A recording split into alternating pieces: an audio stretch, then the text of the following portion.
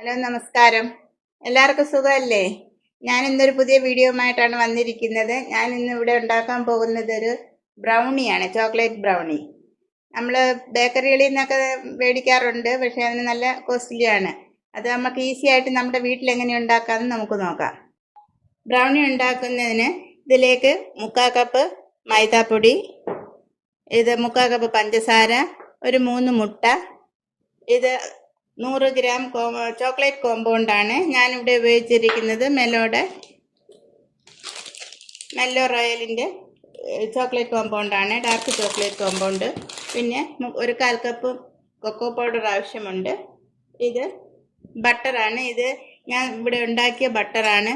അതായത് പാലിൻ്റെ പാട എടുത്ത് വെച്ചിരുന്നിട്ട് അത് തണുത്ത വെള്ളം ഒഴിച്ച് അടിച്ച് ബട്ടറാക്കി എടുത്തതാണിത്. ഇതൊരു 100 ഗ്രാം. ഇത്രയുമാണ് ഇതിലേക്ക് ആവശ്യമായിട്ടുള്ളത്. ഇനി എങ്ങനെ ഉണ്ടാക്കുന്നതെന്ന് നമുക്ക് നോക്കാം. ആദ്യം ഈ ചോക്ലേറ്റും ബട്ടറും കൂടെ നമുക്കൊന്ന് മെൽറ്റ് ചെയ്തെടുക്കാം. അതിന് ഒരു പാത്രത്തിൽ വെള്ളം വെച്ചിട്ടുണ്ട്, അതിലേക്ക് ഇത് വെച്ച് നമുക്ക് ഉരുക്കിയെടുക്കാം. ഡബിൾ ബോയിലിംഗ് മെത്തേഡിലാണ് ഇത്. നമ്മളതിലേക്ക് ഇത് രണ്ടും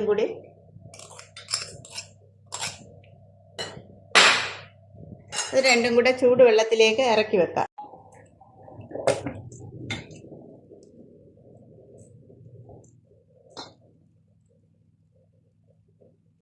ഇതിപ്പം മെൽറ്റ് ആയിട്ടുണ്ട്, ചോക്ലേറ്റും ബട്ടറും കൂടെ മെൽറ്റ് ആയിട്ടുണ്ട്. ഇനി നമുക്കിത് തണുക്കാൻ വെക്കാം. ഇനി ബേക്ക് ചെയ്യാനുള്ള ട്രേയിലേക്ക് അല്പം ബട്ടർ പുരട്ടി ഒരല്പം മൈദാപ്പൊടി തൂവി വെക്കാം, അല്ലെങ്കിൽ ഓയിൽ പേപ്പർ വെച്ചാലും മതി. ഇത്തിരി ബട്ടർ തേച്ചിട്ട് ഇതിലല്പം മൈദാപ്പൊടി തൂവി വെക്കാം.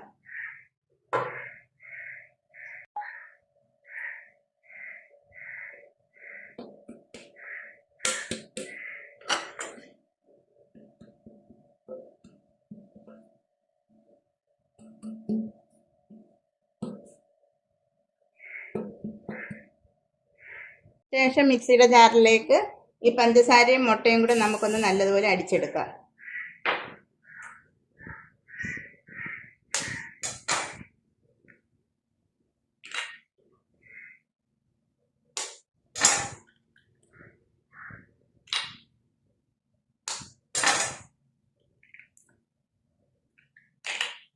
അടിച്ചിട്ട് വരാം.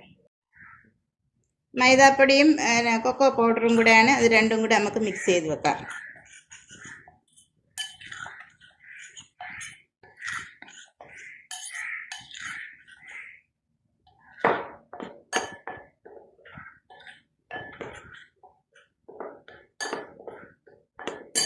ശേഷം ഇനി ഈ മുട്ടയുടെ മിക്സ് നമുക്ക് ഈ ചോക്ലേറ്റിലേക്ക് ഒഴിക്കാം. എന്നിട്ട് ഇതെല്ലാം കൂടെ മിക്സ് ചെയ്യാം.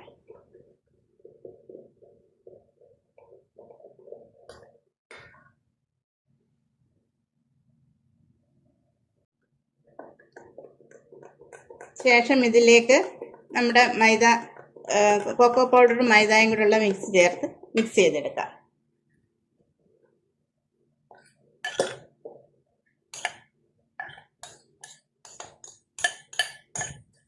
ഇതിൽ ബേക്കിംഗ് സോഡ, ബേക്കിംഗ് പൗഡർ ഒന്നും ഉപയോഗിക്കുന്നില്ല.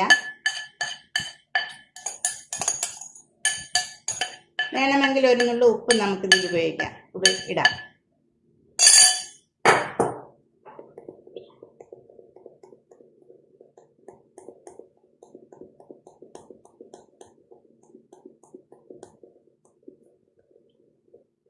ഇതെല്ലാം കൂടെ ഒന്ന് മിക്സ് ചെയ്തെടുക്കാം.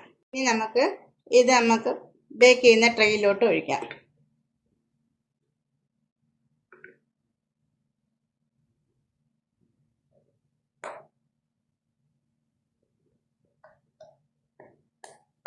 വളരെ ഈസി ആയിട്ട് നമുക്കിത് ഉണ്ടാക്കിയെടുക്കാൻ പറ്റും.